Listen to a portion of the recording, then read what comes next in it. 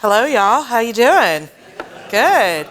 Thank you so much. Yes, y'all. I am a Southerner by nature and by heart.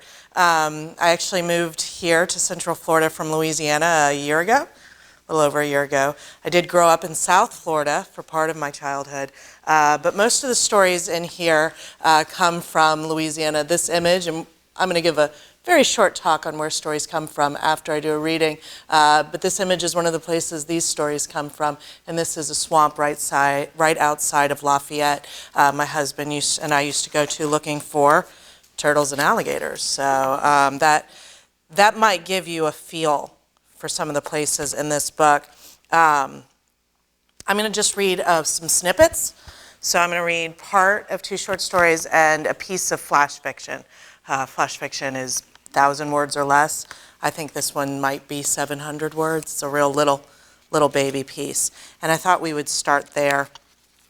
So this piece of flash fiction, its name is Pulpo, which is octopus in Spanish. And it is just a tiny moment in someone's life. Pulpo. Her papa's hands tremble as he opens the olives, something she can do but asks for help with anyway. It is the same sort of lid the octopus she is studying in her lab opens to dig for shrimp while she clicks the buttons on her stopwatch. In a race, Papa would shake into second, the octopus leaving him far behind. Slow to leave the table where he chops this morning's catch, slow to take the jar, slow and fumbling as he turns the lid.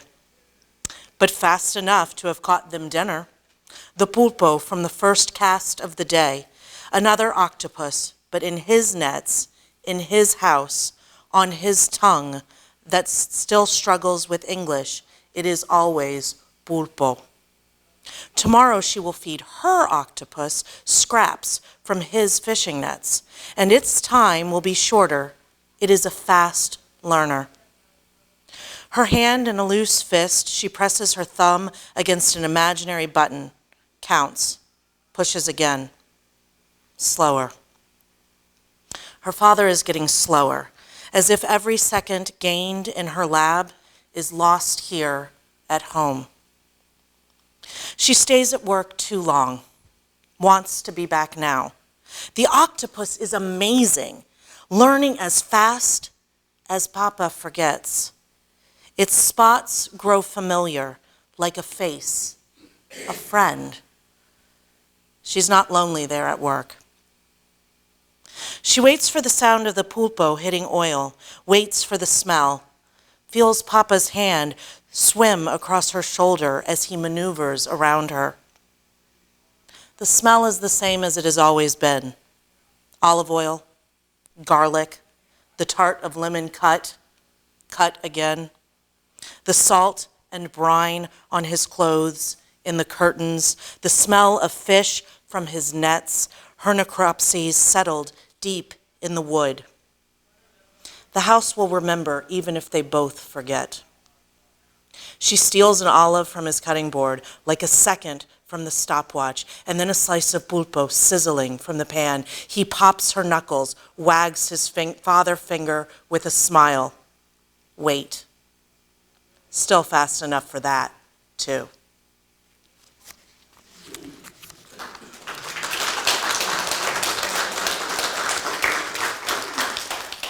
Thank you. This next piece is a short story. I'm only going to read a piece of it. So if you want to know more, I will warn you ahead of time. If you do finish reading it ever, it's available both in the book and online at Tri-Quarterly, who published it first. It does get a little sad. So we're not going to quite get to that part. The only thing you might need to know, if you don't already, is that sighting is a thing that you do when you're shooting. It's looking down the barrel, looking through the sight, making sure you've got what you want on the right side of the gun, if you will. And just in case, Tulane is a college in New Orleans. Shallowing. Cairo swung the muzzle of her shotgun up and trained the barrel on a dove From the doorway of the sagging porch, she could see several pears and trees on both sides of the bayou, but she kept her focus tight. She didn't pull the trigger. She just sighted down the barrel, leading her target as it lifted into the air. After a while, she lowered the gun, a Remington 870 her father gave her nearly a year ago for her 19th birthday, picked out another dove, swung it up again, and keeping her back, neck, and head straight, she leveled the gun to her eye, not her eye to the gun. She watched the birds this way until her anxiety eased. The doves were out of season, and Cairo didn't hunt anyway. She liked sighting them. It made her feel good, doing something that came natural, easy, something she could do in her sleep. No struggle, no thinking. In the morning, she'd once again try to tell her father she was leaving college. She pulled the gun back up, trained it on a fat red squirrel with a high tail. Boom, she said. Boom, boom, as it crossed from branch to branch, pretending to shoot it over and over as it knocked paper shell pecans to the ground. When she dragged herself out of bed the next day, hungover from drinking on the porch after her father had gone to bed, but ready to come clean, he'd already left for work. A bouquet of swamp lilies he'd set out in a tin coffee can, the closest thing to a note she'd get. Charlie showed up at her window with a six-pack around noon and badgered her to come out in the air with him. "You're only home for the summer," he said, and she didn't tell him she was home for good, that she didn't like Tulane, that New Orleans always smelled bad, that she was failing everything. And she thought it was a date. Finally, a date. Charlie showing up like that. She told him to hold on and slipped into her suit and cutoffs as fast as she could. But they didn't make it 2 houses down the bank before meeting up with a few others. And the six-pack became one of 4, and then one of 6. And when they got to the creek in the bayou where the bank swelled high enough to jump from, the dirt became crowded with discarded jeans and tank tops and faded blue work shirts. A good 1/4 of her old high school class was there, basically just where she'd left them at Christmas, at Thanksgiving, last summer, the summer before that. Someone stole a nylon rope off a nearby skiff, and Cairo tied a monkey's fist in the tail before climbing the old twin oak, scraping her knee like a 12-year-old and trying not to yelp. She fixed the other end to the farthest branch and shimmied down the trunk, the nooks and juts and forks she put her hands and feet on as familiar as her own childhood bed. She was the last to jump. Sunlight flashed off the water below so brightly that she had to squint whether she looked up or down. She took a running leap off the height of the bank, and then Cairo was in the air, legs wheeling over the water, fingers clutched above the monkey's fist. The moment before letting go always filled her with a tight panic, but now it was just more of the same stomach-sick fear she'd worn for months. If she chickened out and held on too long, her hands burning from the effort, she'd hit the muddy water where it was shallowing. She knew the jutting bed below held shifting rocks and roots and branches that could crack her bones and scar her skin. She'd seen a boy break his leg there when she was 13, had helped pull him from the water. And now, as she swung, the memory of his head lolling on the surface, eyes open way too wide, came to her. The sweet spot was right after the lowest point in the rope's speeding arc, and Cairo let go just as she wanted to grip the tightest.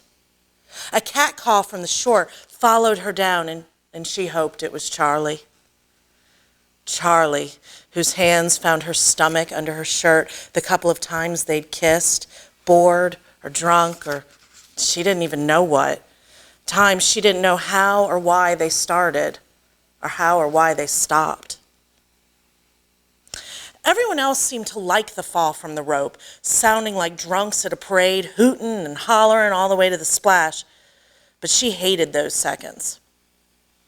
Cairo's favorite part, the only part worth anything at all, was there, right after she hit the water, exploding past the surface.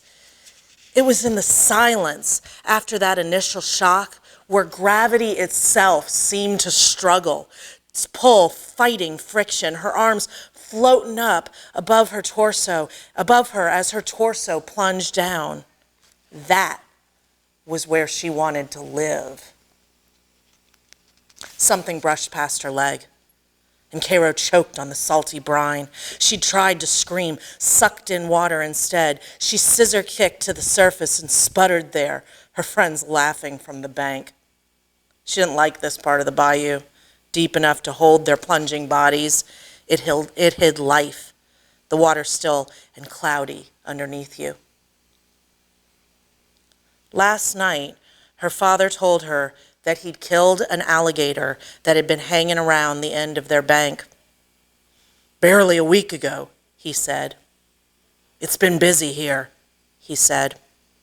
He looked at her over his coffee, his hip leaning against the kitchen cabinet, and had confessed to rolling the animal under a log after the last bend in their stretch of the bayou, hiding it there to rot. The kill was out of season. What do? The damn thing was a foot off our pier every morning, and the Wheeler baby has just started walking. You should see her, he said. While he was hiding the carcass, she'd been asleep in her dorm, skipping a final exam. She slipped into a breaststroke and pulled as fast as she could, trying to beat whatever had slithered past. She was a good swimmer, her toes bouncing at the riverbed as she struggled to stand and climb on the bank. Charlie put his arm in and caught her like he might grab a catfish, his hand sliding down her shoulder, past her bicep, towards her elbow as he searched for his grip, and Cairo could smell him, a smell faintly like turned over earth. See, he said, as if they'd made a bet and he'd won, as if she'd fought coming out to swing and swim with him. See? See what? I'm the one who climbed up and put out the rope, Cairo said. But you didn't wanna. And Charlie was right. Cairo did it because he'd asked. She sat down on the towel she'd brought and leaned back into the heat, hoped Charlie would sit with her. Instead, he took another run at the rope.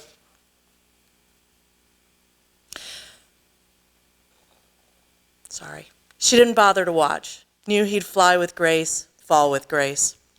Eyes with her hand, she even sputtered to the surface with grace. He was that sort. Cairo covered her eyes with her hand and leaned all the way back so that her face pointed directly into the sun and her fingers glowed orange, and she imagined the water lifting from her skin in a steam. Hey, City, you want another beer? Cairo nodded. She didn't have to look to see who was talking or to know they were talking to her. She'd sat in class with each and every person out there from first grade to 12th, 10th or 11th for those who dropped out. She lived in a two-school bend in the road that no one moved to and barely anyone figured out how to move from. And she was the only one they called City. The other 3 or 4 who'd gone off to school, they stayed gone. Cairo just lacked their sense. Charlie didn't sit next to her until she'd had 2 more beers and was ready to leave. But when he did, he dripped cool water across her legs, and she forgot how hot and bored and tired of the noise she was. He put a hand around her ankle. You coming out later? At Tulane, out meant a bar filled with smoke on a street that smelled like piss. Here, it meant a field or a clearing, usually not far from the smell of manure or swamp gas. Or it had when they were in school together. "You going to tip cows?" she said. "That's some ignorant crap." She made a show of rolling her eyes at her own failed joke, one that people at Tulane used on her when she told them where she was from, trying to be too cool for any of it. But she wanted to go where Charlie went. Yeah, probably. She'd meant to have dinner with her daddy tonight, maybe finally come clean. But Charlie's hand was on her. "Yeah," she said, again putting her fingers back over her eyes and collapsing to the towel like she could hardly feel his fingers tight against her ankle, biting at her there. Cairo took the laundry basket from her father, told him to sit, let her be useful. "I don't know why you can't date a boy in New Orleans," he said. He poured them both a long shot of whiskey and then moved aside the can of lilies. He waited to sip from his glass until Cairo put the basket down on the kitchen counter where the flowers had been. "Charlie is, at his best, a pain in the ass," he said. "He's cute."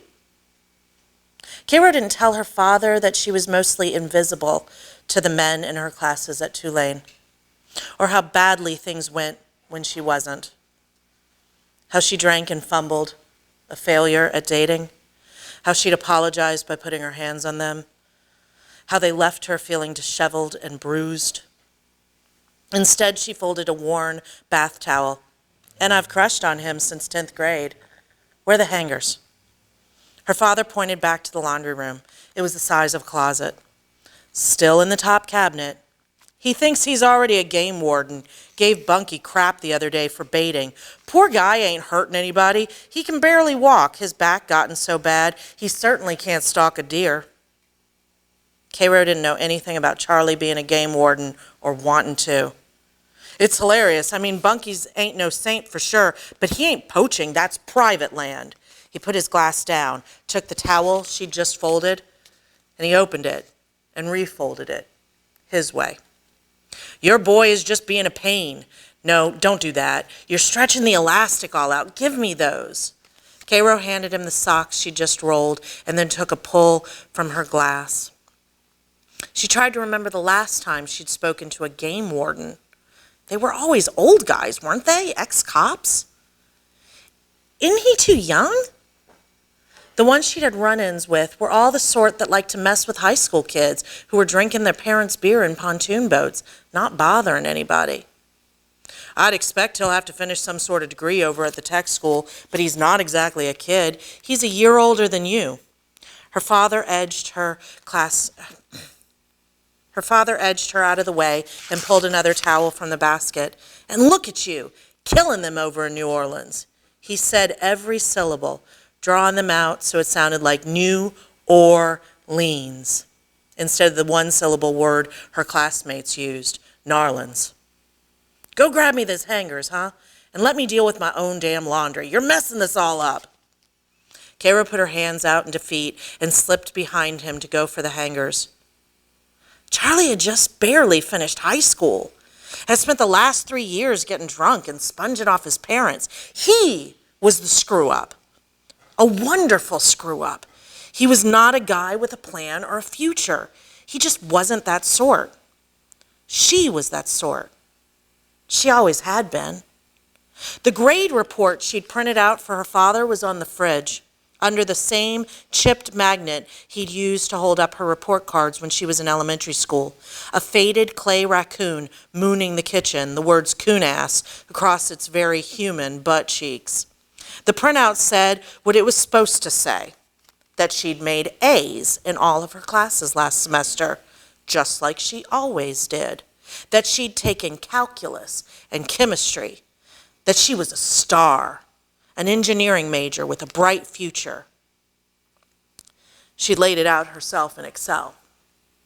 After all, a good forgery job. Her glass was empty and the whiskey was next to her father, so Cairo just stood there, wanting a drink and hoping he wouldn't turn around and catch her, red-faced and shaking. When Charlie stopped by the next day, she was on the porch, sighting a turkey vulture circling the woods on the far bank. "Not very good eating," he said, causing her to jump. Jesus, I'm holding a gun. I didn't exactly sneak up. Cairo leaned the shotgun against the railing. Daddy says you're in school.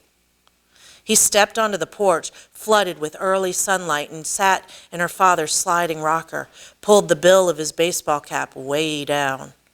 Just a class. Introduction to Forest Technology. I'm taking it online. But some things are hands-on. There was a whooping crane count last week. He drummed his fingers on the wood of the chair, making a flat tune. I didn't actually see any. They released 14 this year. I think our population is up to 29 now. It would be a thing to see, wouldn't it? She knew that even of those released cranes that survived, some would relocate, migrate to better nesting grounds. She nodded. A thing. Why didn't you come out last night? Kara picked the gun back up, sighted the vulture again. You want to know a secret? She said. Sure. Another vulture crossed in front of the ones she was watching. What she wanted to say was, I'm flunking out of school and I mismanaged my money and so can't afford food, much less the apartment I share with a woman who hates me. Instead, she said, there's a dead alligator under that far, far log on the right over there, way down. You mean under the vultures? Did you see it? Whatever the birds were circling, it was on land and a good 50 feet from the log her father had showed her from their John boat, but she nodded anyway. Then she said, I didn't see it. I just heard some kids talking. For a moment, she'd thought taking Charlie to the carcass would be like a gift, the sort of thing he'd be interested in. It'd give them something more to talk about, an excuse to go out on the water alone together. Not much of a secret then, he said, and she felt stupid. Want to come and swim? Everyone's over by the bridge. He must have pulled out of the chair because he nudged her arm. We're going to have a fish fry. Do it upright. Cairo stood very still, but his hand flitted away as quickly as it had landed. Maybe in a little while, she said. Her house was between his and the bridge. She was just a rest stop. She breathed in deep, trying to catch his smell, but he wasn't standing close enough. She sighted the turkey vulture again. You really going to be a fish cop? It came out angry somehow. Better than ending up a burnout river rat, he said. She didn't answer, and after a few moments of silence, Charlie left. She dropped the barrel and watched him walk across the yard, wondering if he knew. Then she raised it, found the brown of his sandals, and followed them up the bank with the Remington. Boom, she said. Boom, boom. It's a little piece of that one.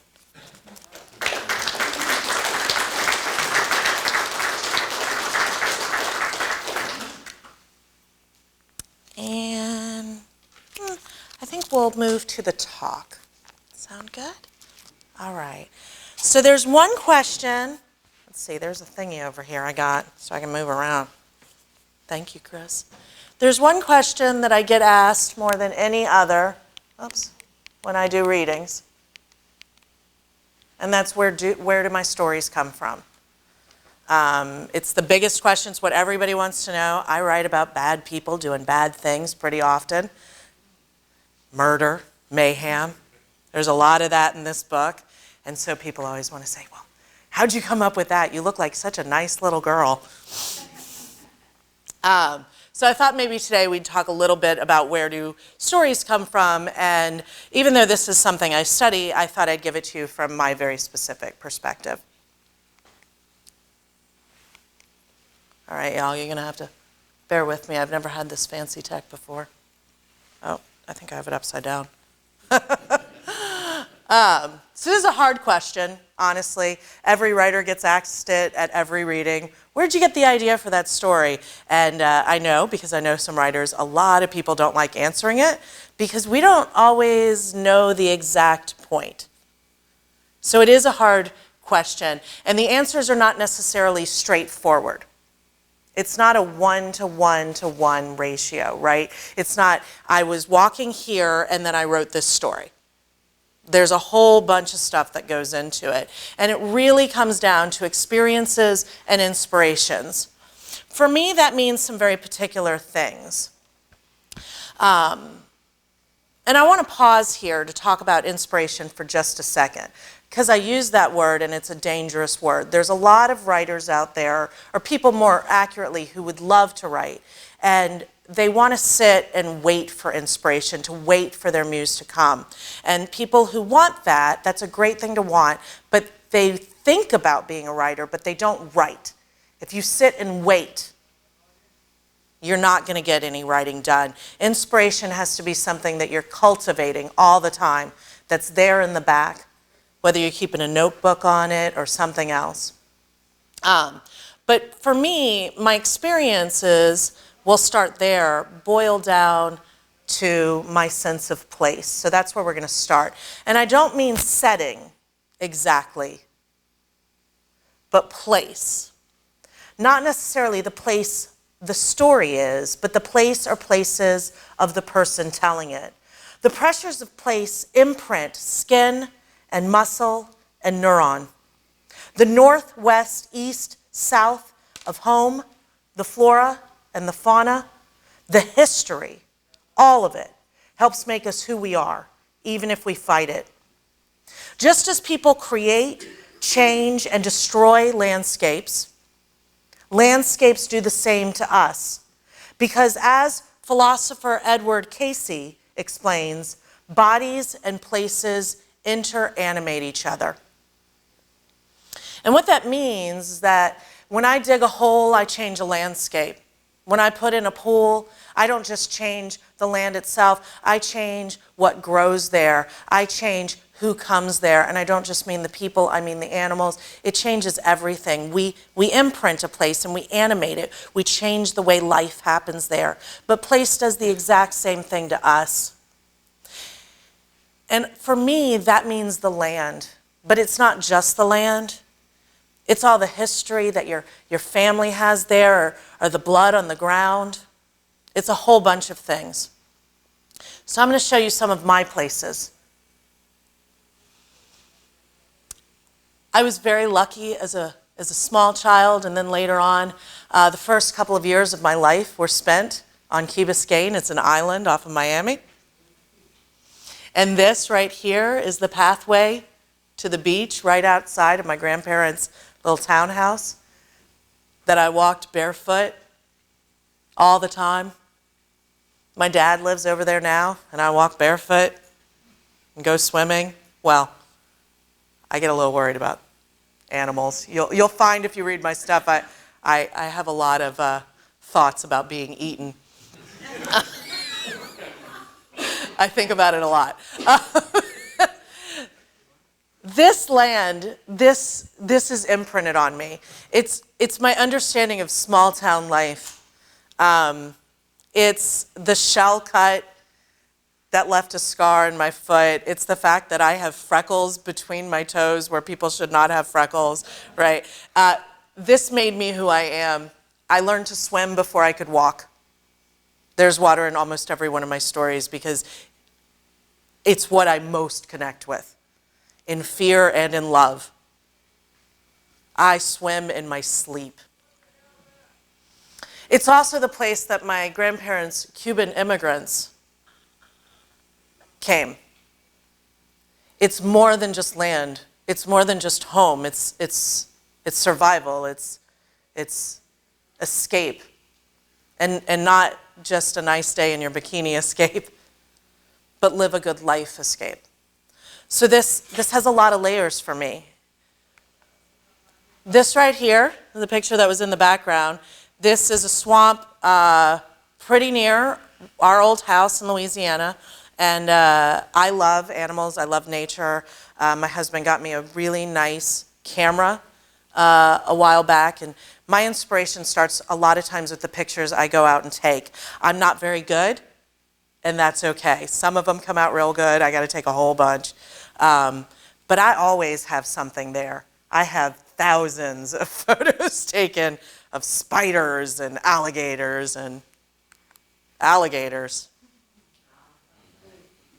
My favorite thing to do. And this is the thing about Louisiana, the part of Louisiana I'm from. This is lowland, this is wetland.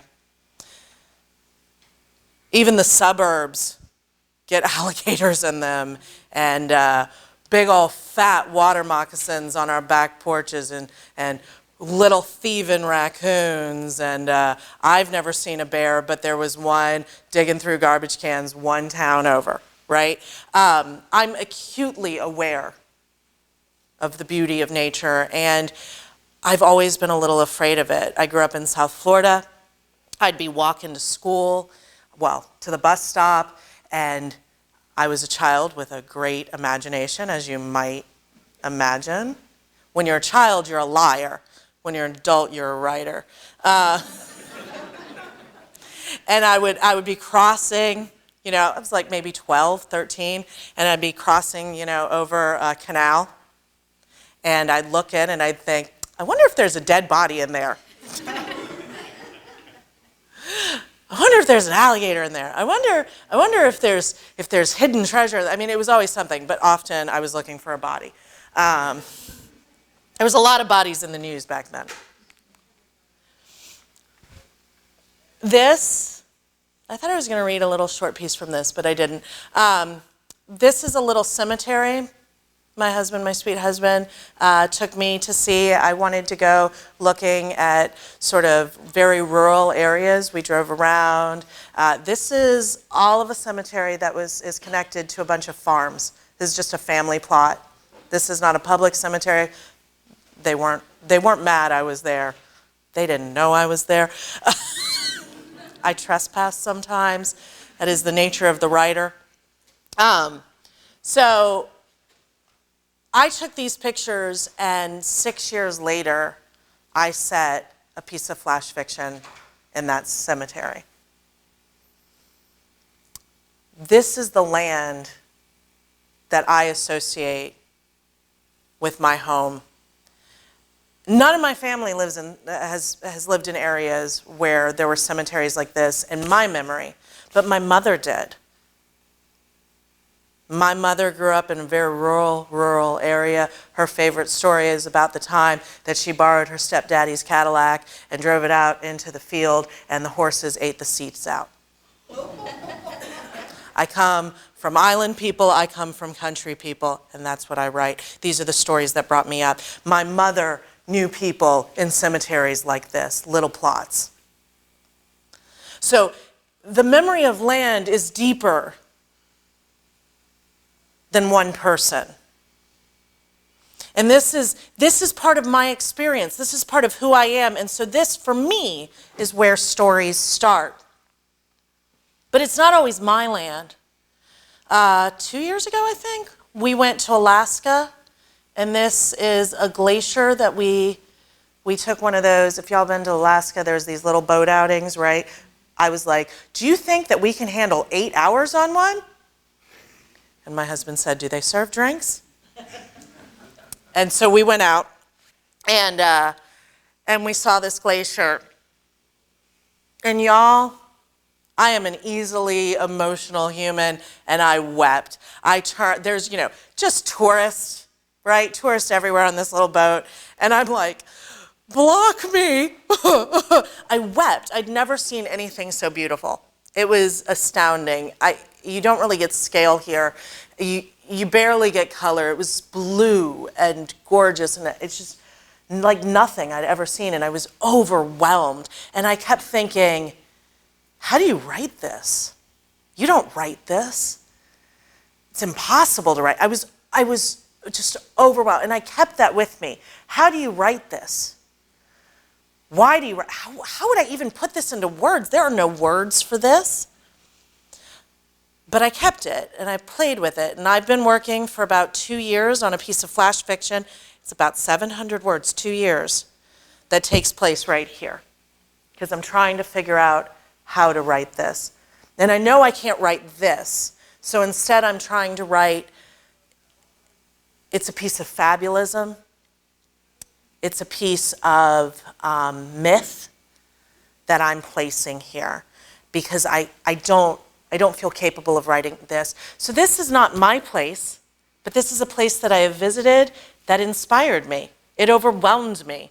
So this is part of my experience, my lived experience, and it is part of my inspiration. And one day, maybe I'll get that story finished.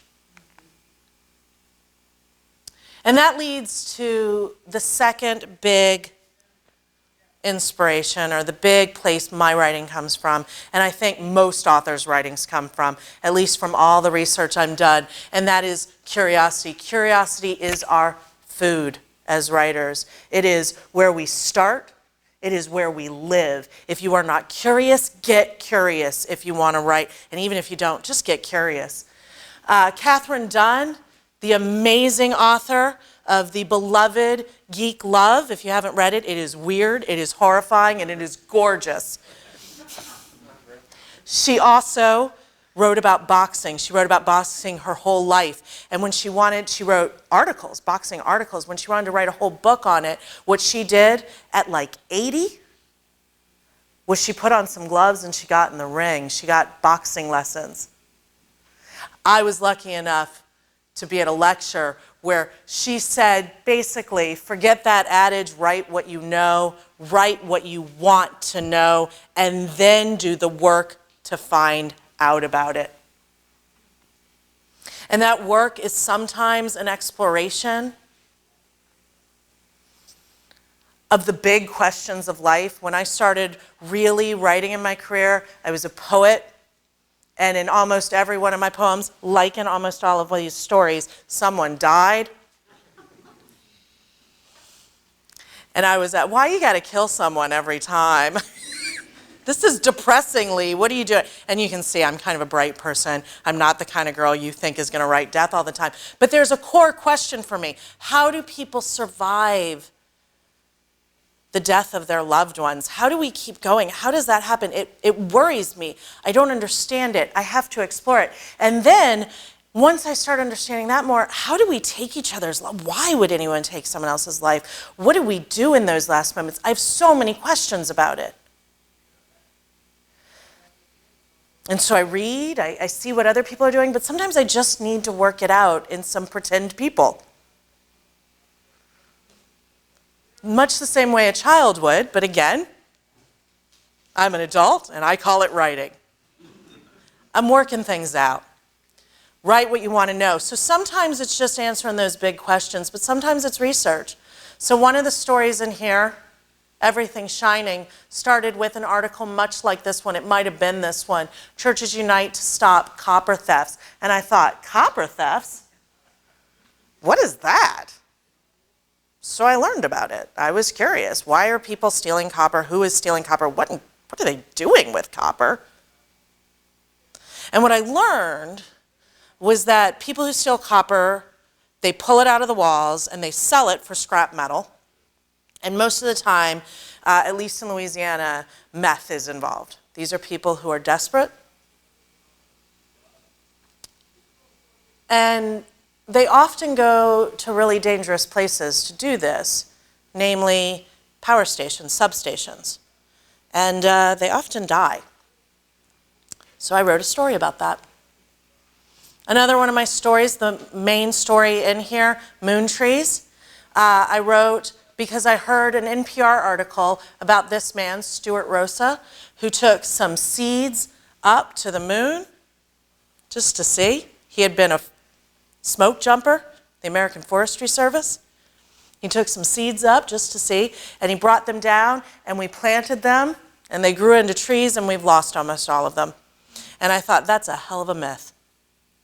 And then I thought, what if you heard that myth, and you were inclined to believe not the literal version, but something bigger and something scarier and something stranger?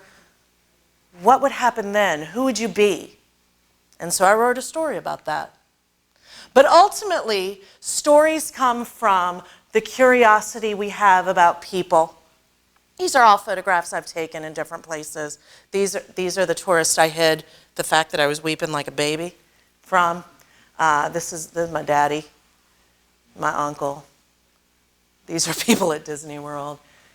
My sister was drawing those two beautiful ballerinas. That's a fair in Louisiana. No, just a farmer's market. Some guys randomly go out every day, every weekend, and they have a fiddler circle.